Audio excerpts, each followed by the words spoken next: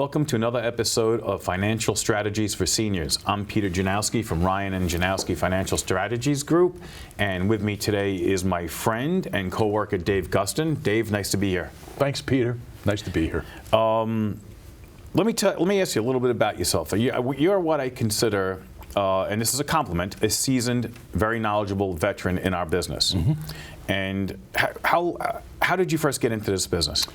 Well, Peter, after earning my Bachelor of Science in Finance at C.W. Post College, I wanted to be in the investments world, and the best way to help individuals and businesses was through being a financial advisor. So that's really how I got started. Now, you're also accredited with something, correct? Yes. Yes, it's the AAMS, which is the Accredited Asset Management Specialist, a battery of tests and designations that must be achieved over time. All right, and what does that enable you to do anything a little bit differently or special? Well, it specializes in estate planning and also investments and insurance, and it takes it to the next level. Right. See, I happen to have a designation too, which I don't usually advertise. What is it? I am a accredited investment fiduciary, mm-hmm. which means that I am bound to put the client first. Mm-hmm. In other words, at the end of the day, no matter what happens, the client's best interest has to come first. And it does, I think it is important. I know there's a lot of designations in our industry, mm-hmm. but I happen to feel that on a ethical obligation, it's fairly important. And I'd like to think that everybody in our industry has that same obligation, but sure. I just made it official. That's all. Yeah, that's terrific. Anyway, we have a couple of different themes we're going to go over today, and we're going to circle around and bring it back, but I'd like to keep it a little bit about timeliness. Right now is spring, and a lot of people have a spring checklist. This is a time of year when we plant things and clean up things and go through our, clean out the garage, so on and so forth. Sure. The same thing can happen with our finances and our investments and our plans. And there's something else I think I may touch on a little bit is about financial self-care.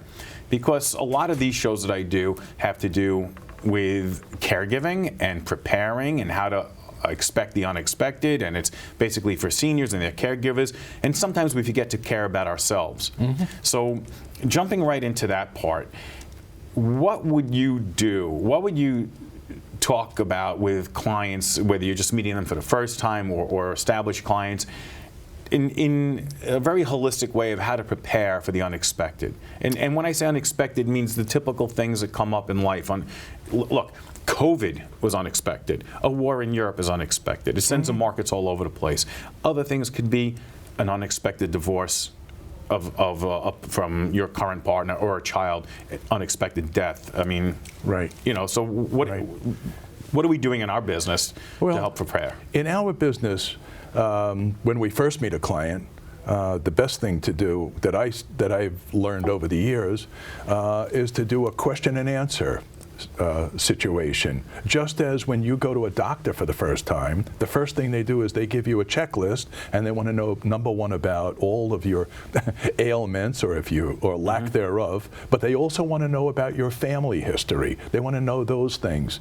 We too in our industry must interview a client to find out for this holistic picture about their family, about their occupation, their recreation. So before we even begin to talk about monies, we need to know all the background of a specific client or clients, whether it's a couple or an individual. Yeah. So that's where we really start. I agree with you. I also like to find out what keeps them up at night. Sure. What's their real main concerns?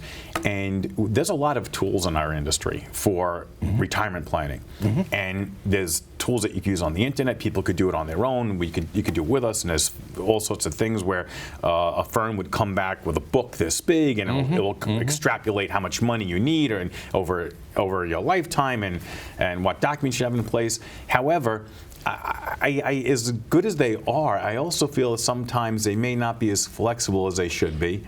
And to take a quote from like Mike Tyson, everybody has a plan until they get punched in the mouth. That's absolutely. So again, the unexpected thing is you have this beautiful plan, you're on a budget, and then all of a sudden somebody breaks a hip and everything goes mm-hmm. downhill. Mm-hmm. So things change. So I would like to say that some of the things that we'll put in place will protect, but also help keep it flexible, because there is change. Change is a part of life. Always. The only constant in life is change. Yes. So, we have the typical documents that we use with attorneys, accountants, and it's another thing I think about is that in our business we should really, like we say, when you're going over that checklist and you want to know the history of everybody, I think it's prudent that we get the contact information and talk with the person's accountant or attorney, or if they don't have one, recommend it, so we act as a team. Sure. And what would you do? What would you talk about? Special documents or how to set up accounts to have things in place just to protect for the unexpected? Well, we always want to remind clients about their estate plan, irrespective of their ages. We want to talk to them and make sure that they have a will. We want to make sure that they have a health proxy, durable powers of attorney. And now several of the tools that we use now in our industry, one is the TOD, or transfer on death, which supersedes the will, and so that the assets can go directly to beneficiaries if a client wants. And of course, anytime that we open up an IRA account, an individual retirement account, we always list all the beneficiaries. So that will supersede a will, actually. Another popular vehicle that people are using these days is the trust. And very often people will go to an attorney, and the purpose of the trust is really to divide an asset. So when there's a house or buildings or real estate or whatever the object is that needs to be divided among beneficiaries, very often an attorney will recommend a trust. And we also have the ability to open up trust accounts for our clients. Right, and of course, like I just had a recent situation where, unfortunately, this was a situation where someone lost a spouse, and the assets came up to such a high point that we had to figure out what trust would be best because of Medicaid planning. Right. And obviously, we can't really recommend that, but we do work side by side with the attorneys on this. And it turned out that a regular revocable trust was best fit for this person because the irrevocable trust didn't make sense because there was just too much assets. Medicaid wouldn't be an issue. Right. And of course, we do have a lot of clients that will move from state to state and go to warmer states when they get older, and trusts are a very big thing, especially in Florida. So right. What I would recommend on that situation, if we do have clients looking around, is to always get a second opinion on that. Always. And make sure that if they have a trust, there's portability. If they're moving from New York State or the metropolitan area to another state, as you point out, to a warmer state, whether it's Florida, the Carolinas, Arizona, they should check to see if their trust is portable to make sure that it's going to be honored in that given state as well. Right. So yeah, it's very important that our clients go over their wills and plan and update them every couple of years. Just because you had one 10 or 20 years ago doesn't mean that you shouldn't update it, because things change, children get married, and you want to disperse the assets differently. Let's circle back to that TOD account. Stands for Transfer on Death Account. Yes. So just to be clear, that supersedes the will. Yes. And I know a lot of people don't. I mean, a lot of people understand how wills work, like other documents they should have in place while they're alive. Is a living will. They'd want to name a healthcare proxy. But what people don't understand, a will is really not that important while you're alive. It only takes place when you're dead. And That's of course, correct. It's important for what's really important for some people is not even the money anymore or the investments. They want to make sure that their daughter gets a chandelier and their son Right. gets the vintage car. Right. And that's something that has to be worked out. But the TOD account is fantastic because it's clean. It doesn't. You don't have to bring in an attorney. There's no probate. No. And if somebody wants to do a TOD, they could do it with more than one person, right? Yes, they can. Right. So if, Yes, so they if they can. have for instance, if there's a single person that has 3 children, and they have a regular account, not a retirement account, and they want to divide that account in 3 equal parts when they pass. That's a transfer on death account. That's correct. Don't even need a will. That is correct. You do not Right. need the will.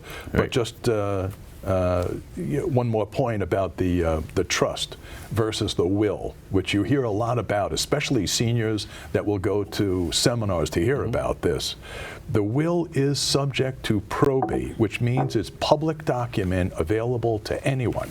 The trust is not subject to probate. And that's one of the reasons why certain people may consider the trust also, in addition to dividing up the asset, because it's a private document not available to the general public. So just to make that distinction between the will and the trust for our listeners. And you know something, I used to say this all the time, is that everything we're talking about today is making a choice.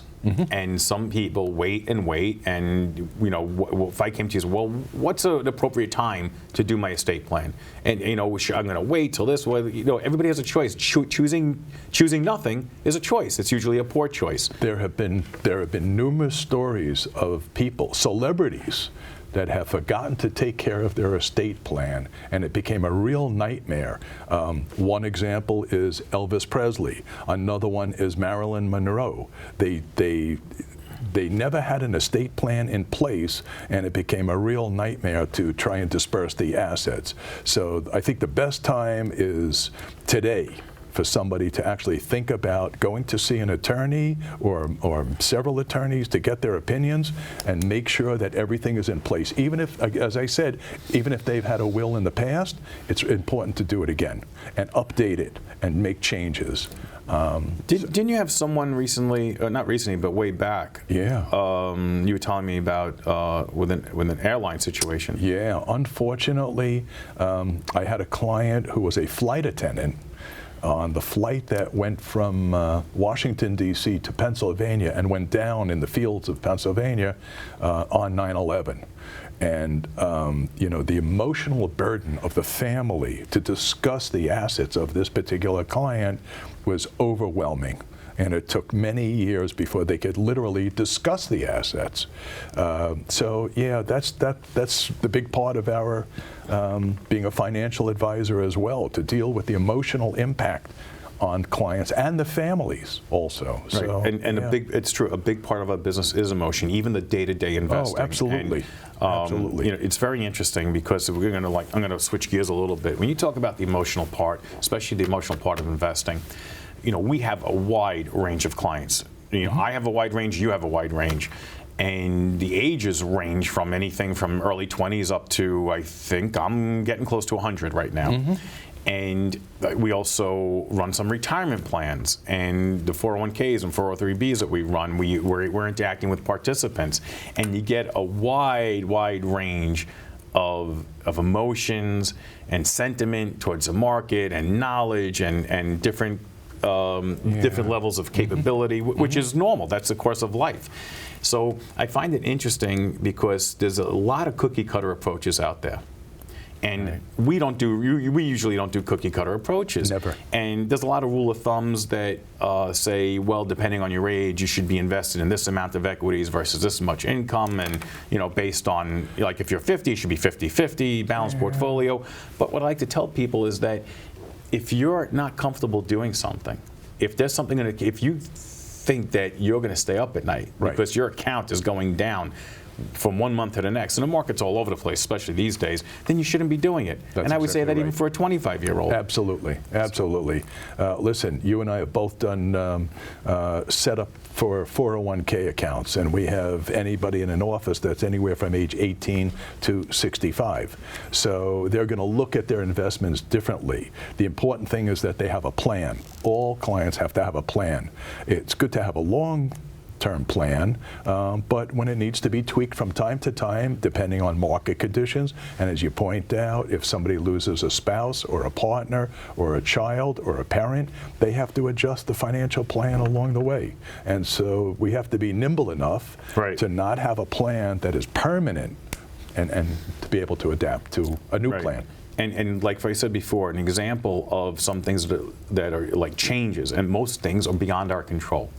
COVID was beyond our control. Absolutely. What's going on right now with inflation is beyond our control. Yes. And I find it amazing that the noise, what I call the noise out there, every TV station, every YouTube channel has 12 different opinions on it. It's absolutely amazing. In fact, I was just to relate a quick story, we was doing another show with someone, and they were relating how people listen to people rather than professionals. People will get investment advice or advice anywhere from Facebook, and instead of, you know, from a real good source.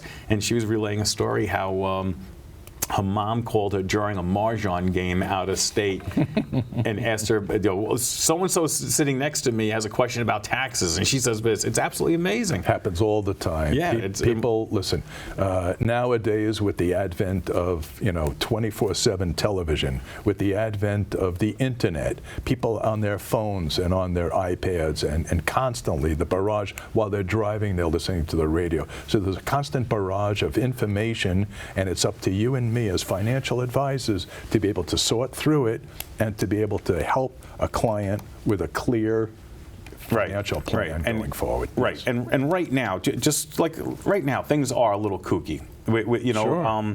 The inflation thing is big. There is concerns, and especially for seniors who are on a fixed income, the cost of everything is going up. And what are we going to do about it? Listen, back in 2010, I did a lecture for the AARP up in Huntington.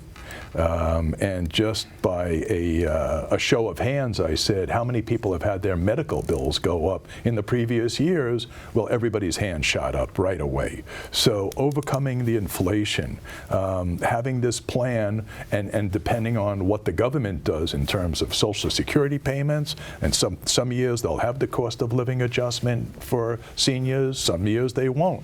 But seniors still have, and at that particular time, on average, medical bills went up about 8%. So, what the average person was spending $100 on the year before is now $108. So there's a perfect example of how medical bills go up and how our senior citizens need to overcome that. Yeah, something you mentioned, I want to circle out of this for a second, because you mentioned a couple of things about things going up. As far as Social Security goes, I wanted to mention this before when we were talking about organizing, spring cleanup, getting everything together. Yes. I think it's wise that people should go online, even if they're not collecting, especially if they're not collecting Social Security yet, and register and check out their Social Security statements and make sure they're correct. Right. I think it's a very important thing that people seem to forget about, that Social Security needs to be checked, and make sure that your employer from years ago was contributing the proper amount. Yes. So now, when you talk about medical fees going up, and inflation, going back to inflation for a second, inflation gets reported in many different ways, and I don't think people realize it, and things were taken out of the inflation picture over the last few decades. Yes. And what I like to call is the hidden inflation is the fact that you might be paying the same thing for certain products, but getting less. You can't buy a gallon of ice cream anymore. You can't buy a pound of coffee. Right. But they're charging the same. And I remember recently, I think I went to my daughter's house for the Super Bowl, and she said, pick up a 6-pack of beer or something. And I picked up the brand that she wanted, and for some reason, while I was holding the bottle, something's just weird. 11.2 ounces. Right. So it's smaller than it has been. Not even 12-ounce beers anymore. Right. It's not the same size can or bottle as in the past. And that affects a lot of people. Those people living on a fixed income, and it gets affected by it. And you know what else goes up? When you said medical bills, people don't realize that traditional long-term care policies, they have to be very careful about the long-term care policies, because sometimes there are hidden riders where the insurance company is allowed to raise the rates on a given year, and senior citizens, as you point out, on a fixed income may not know that those premiums can go up. There are times when people want to keep their premiums exactly the same, and unfortunately the coverage will decrease over time. So seniors have a choice. Either they can reduce the coverage or they can increase the payments for the premiums. So it's very important that they know that before taking out a long-term care policy, or nowadays what's really popular in our industry is something like the life and long-term care policies. Life insurance, which is now coupled along with the long-term care policies, which has become really popular. Yeah. So it's very important that seniors check these things out. Yeah, not even seniors, but people approaching senior age should check into that. And I know we can't get into products specifically, but I think it's perfectly okay to say, once again, these things should be checked out. If somebody has a current policy, it should be reviewed, whether it's a long-term care policy or a life insurance policy, or they're looking to purchase anything soon, because a lot has changed in the insurance industry. and especially in New York. And New York actually makes it difficult for us with products, which is good for the consumer. Yes. We have certain access to products, and whether it's long-term care, annuities, life insurance, that we could use in other states, but we can't use here in New York. And I think it's really good for the consumer. It's wonderful for the consumer because the laws and regulations in the state of New York are stricter than they are in the other 49 states, which is a benefit to the consumer, which is a credit to the New York State Insurance Department. So yes, it is. It's and a good thing. Going back to what you were saying, the life insurance that has some long-term care involved in it, I believe a lot of companies are calling it access to benefit riders now. Yes. And if anybody ever wants to look into it, or if they're looking for life insurance now, or they're reviewing their current policy, that is something that may make sense for them. Yes. Because many times we can change policies without a tax event and increase the value or the benefits simply by having access to that benefit rider attached. Yes. So a lot of people aren't aware of that, and it's not in place of long-term care. It's two different things, right. But it's a way of accessing benefits in case you need it. Because like I was saying before, it's another way to help to expect the unexpected. Because what good is life insurance if somebody breaks a hip and they can't access the money and they really need it to play for 24/7 care or something like that? Yes. So I would definitely put that on the checklist. So let's go back to this inflation situation. Sure. Investment-wise, what can we do to hedge, battle inflation? The historical way to look at this is that people used to think that bonds were a lot safer than stocks. People used to think that when they got to a certain age of 65, they would sell their stocks and put all their money into bonds.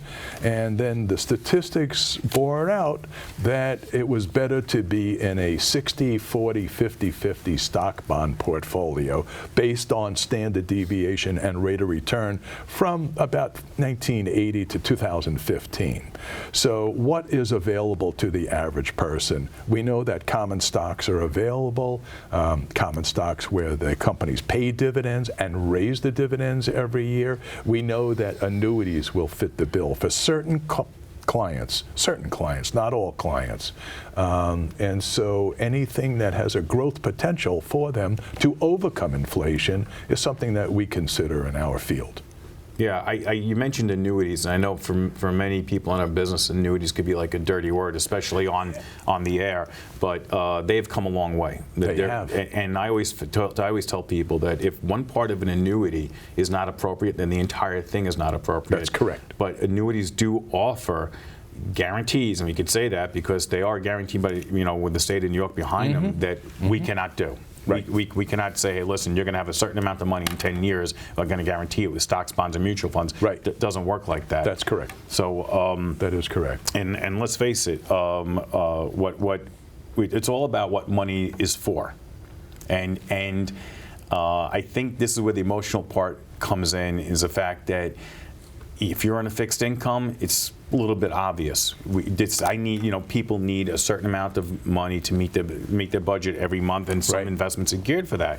But people who don't, I think it's harder to get into the fact, what is it there for?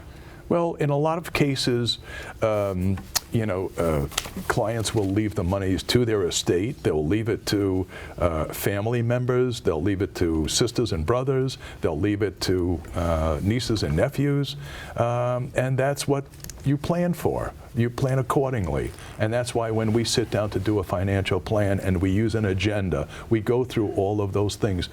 What are your concerns? What's bothering you? What's keeping you up at night? What don't you like about the way your investments are being employed right now? And you know what I find too? I find after change, people don't realize, especially if they came into a good thing, if the sad occurrence happens and somebody loses a loved one and there's a life insurance benefit or something, I don't think many people realize that it's a gift and that money is used to be spent sometimes. So many times I find that after people go through a change, they get very emotional, very upset and concerned, worried that they're going to have to spend money on something. I think that's what that's what money is for. And if someone is lucky enough to make it, and I've always say this over the years, I've said when someone hits retirement age or close to it, I don't believe anyone should take unnecessary risk. If they got to a certain point where they have enough assets to keep them going for the rest of their life and their lifestyle, they shouldn't take unnecessary risk. Right. However, if they need a new roof on the house, then you spend it. That's what the money's for. That's what the money is for. Yeah, yes. Yeah, and I'm sure you've come across situations like that too. Absolutely. We always have to start with a plan. We have to start with how much clients are spending on a monthly basis, and then work from there, depending on how you're going to. Listen, you and I in our industry, we have a lot of different investment vehicles available to us. We do have the common stocks. We do have bonds. We do have mutual funds. We do have annuities. We have other alternative vehicles. So it's important when, just as a doctor is prescribing a drug for a certain patient, it's important that we know also what the client's needs are so that we can fit the investment vehicle to what the client needs. And obviously every client has different levels of sophistication. Absolutely. Everybody's and I think one of our biggest challenges right now is again, fighting, I shouldn't say fighting, but maybe having to counter what people assume. And, our economy has done very well for a long time. Mm-hmm. And, the market's done very well for a number of years now. And I think that people become complacent. And they don't understand all the risks that are involved with short or long-term investing. Right. And we may see this in the next year or two. We may incur, some corrections.